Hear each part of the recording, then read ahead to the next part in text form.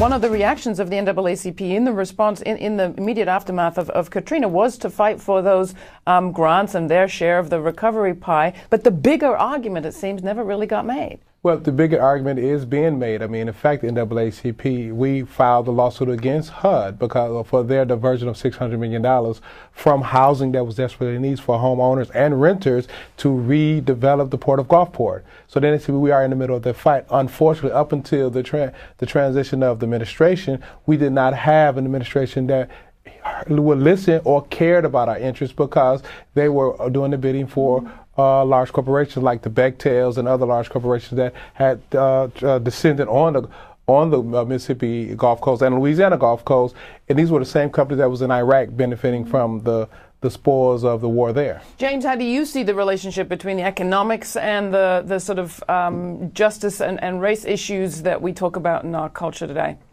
Yeah, well, there's clearly intermingled. One point I think I want to make just with respect to the recovery or the lack of a real recovery in the Gulf Coast, I think it's important to remember that it's not just a matter of the White House, that you've got 435 people in the House of Representatives, you've got 100 senators who effectively really have all kind of fallen down on the job. We could talk about the past a little bit, but a lot of those same folks are in office. And I think when you have folks who are black or brown, don't have to be black or brown, but certainly when they're black or brown and they're low income, their ability to be protected, to be advocated for by those inside the Beltway is a real concern, and it's been one for a long time. And of course, there's the intersection of race and class.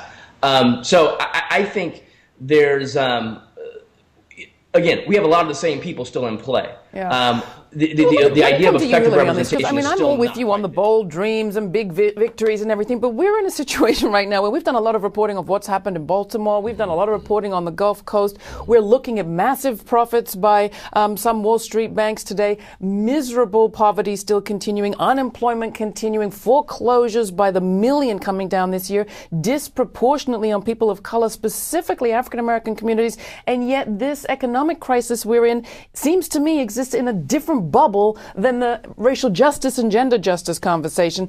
Aren't they the one and the same? Absolutely. There's no question about it. The NAACP certainly sees it that way. We've been involved in this fight for a very long time. We sat down with Ben Bernanke 2 years ago.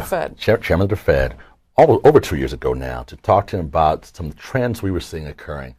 The African-American community, of course, becomes that canary in the mine shaft. That is, we feel it first, it hits us the hardest, we know what's going on. We can call it in many ways before it hits the rest of the country. We saw this happening. We sat down with him and said, look. I'm not sure that's a positive that you saw it happening, because we needed to know as soon as we could. And we said it. We said it. We testified before Congress. Barney Frank was just with the NAACP yesterday, the chairman of the Financial Services Committee, a good friend of ours, as a matter of fact. We sat down with Barney and said, Barney, here's what's going on. Barney said, I'm going to have a hearing. Mm-hmm. We had a hearing. We testified before that hearing, as a matter of fact. We raised these issues. Same thing we said to Bernanke. Look, we need a moratorium on foreclosures.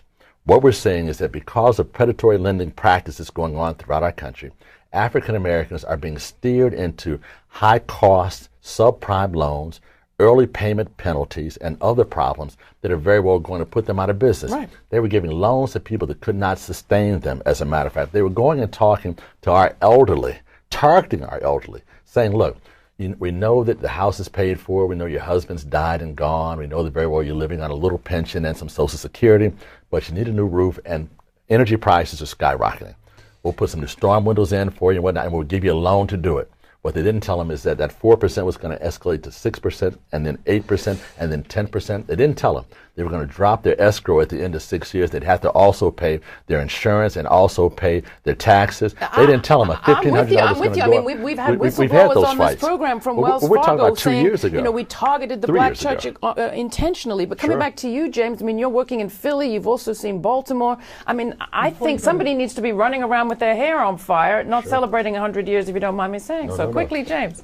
Sure. No, I mean, I think, there's a time to celebrate, and that's great. But you're absolutely right. And I think Hilary's statement about black folks and lower income folks of color in general being the canary in the coal mine, it's absolutely right. And there are so many problems, whether it's who's uninsured, who has unequal health care, essentially paying the same level of insurance, whether it's, GM closing, and, there's a whole, understandable set of issues. You've got to handle that in a certain kind of way, but that disproportionately, in a very big way, affects Black Americans. The ways in which race and economics play out is definitely something that it's hard to get our attention on, right? I mean, we have this idea of post-racial society, which is such fiction, and it has very, very real consequences. So Derrick, you wanted to come in on this. Right. Just going back to the financial situation, not only do we have the hearings, but NAACP has a lawsuit against the 12 major banks in this country. So as we celebrate, we're also fighting. That lawsuit was led by the State Congress president out of Texas,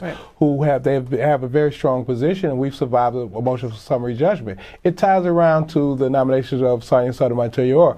We are positioned well now. We are in the fight of relevant issues that